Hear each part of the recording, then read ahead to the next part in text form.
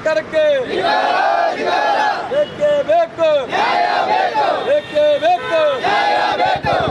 ರಾಣೆಬೆನ್ನೂರು ನಗರ ಪ್ರದೇಶದಲ್ಲಿ ಆಟೋ ಚಾಲಕರು ದಿನನಿತ್ಯ ಆಟೋಗಳಿಗೆ ಬಳಕೆ ಮಾಡುವಂಥ LPG ದರವನ್ನು ಕೇವಲ ಒಂದೇ ವಾರದಲ್ಲಿ ಏನು ಏರಿಕೆ ಮಾಡಿದ್ದಾರೆ, ಈ ಒಂದು ಏರಿಕೆಯ ಕ್ರಮವನ್ನು ಖಂಡಿಸಿ ರಾಣೆಬೆನ್ನೂರು ನಗರದ ಎಲ್ಲ ಆಟೋ ಚಾಲಕರು ಇವತ್ತು ಸ್ವಯಂ ಪ್ರೇರಣೆಯಿಂದ KB ಗಣೇಶ್ ಗುಡಿಯಿಂದ ಮಿನಿ ತಹಸೀಲ್ದಾರ್ ಆಫೀಸ್ವರೆಗೂ ಇವತ್ತು ಪ್ರತಿಭಟನಾ ರ್ಯಾಲಿಯನ್ನು ಹಮ್ಮಿಕೊಂಡು ಗ್ಯಾಸ್ ದರವನ್ನು ಖಂಡಿಸಿ ಇವತ್ತು ಪ್ರತಿಭಟನೆಗಿಳಿದಿದ್ದಾರೆ.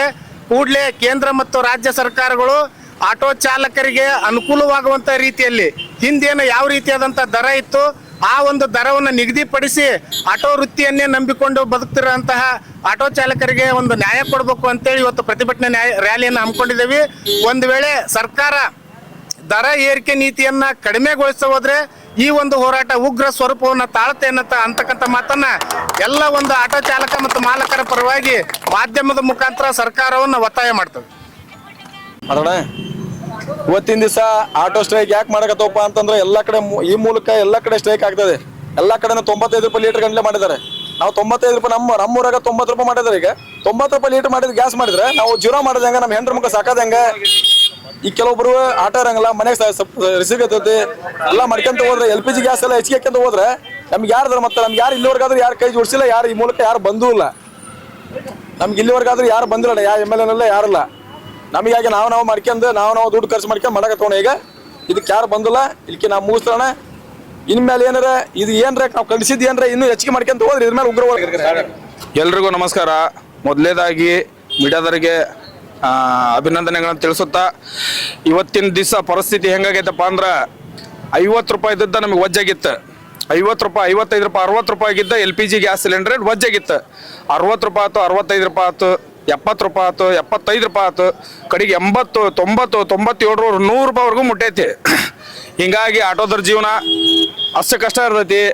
ಸಂಘ ಮಾಡ್ಕೊಂಡಿರ್ತಾರ, ಸಾಲ ಮಾಡ್ಕೊಂಡಿರ್ತಾರ, ಫೈನಾನ್ಸಿಯಲಿ ಆಟೋ ತೊಗೊಂಡಿರ್ತಾರ. ಅವ್ರವ್ರ ಮನೆ ಪರಿಸ್ಥಿತಿ ಅವ್ರವ್ರಿಗೆ ಗೊತ್ತಿರ್ತೈತಿ.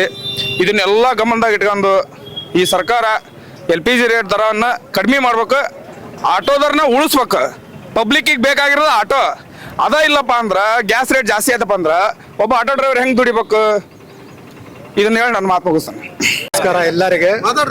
ನಮ್ಮ ರಾಣೆಬೆನ್ನೂರು ನಗರದಾಗ ಏನಾತಂದ್ರ HP ಗ್ಯಾಸಿಂದ ಏರಿಕೆ ಭಾಳ ಏರ್ಬಿಟ್ಟೈತಿ. ಬಟ್ ಏನಪ್ಪ ಅಂದ್ರೆ ಇಲ್ಲೇ ನಮ್ಮ ರಾಣೆಬೆನ್ನೂರಾಗ ಎಲ್ಲ ಆಟೋ ಡ್ರೈವರ್ ಎಲ್ಲರ ತಮ್ಮ ಮನೆ ಪರಿಸ್ಥಿತಿ ಭಾಳ ಇದಾಗಿದೆ.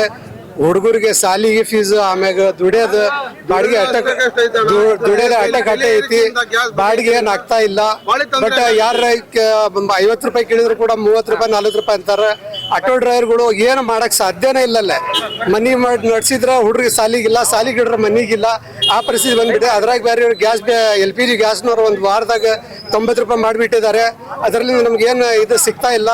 ದಯವಿಟ್ಟು ಯಾರ ಕೇಂದ್ರದಿಂದ ಇದರಿಂದ ರಿಕ್ವೆಸ್ಟ್ ಮಾಡ್ಕೊಂತೀವಿ, ತಾವು ದಯವಿಟ್ಟು ಏನಾರು ಮಾಡಿ ನಮ್ಗೆ ಅನುಕೂಲ ಮಾಡಿಕೊಡ್ರಿ. ಎಲ್ಲರಿಗೆ ಆಟೋದವ್ರಿಗೆ, ಆಟೋ ಚಾಲಕರಿಗೆ ಎಲ್ಲರಿಗೆ ಅನುಕೂಲ ಮಾಡಿಕೊಡ್ರಿ ದಯವಿಟ್ಟು. ಇದನ್ನ ಹೇಳಿ ಮುಗಿಸ್ತೇನೆ. LPG ಏರಿಕೆಯಿಂದ ಆಟೋ ಚಾಲಕರಿಗೆ, ಮಾಲಕರಿಗೆ ಬಹಳ ತೊಂದರೆ ಆಗುತ್ತೆ ಸರ್.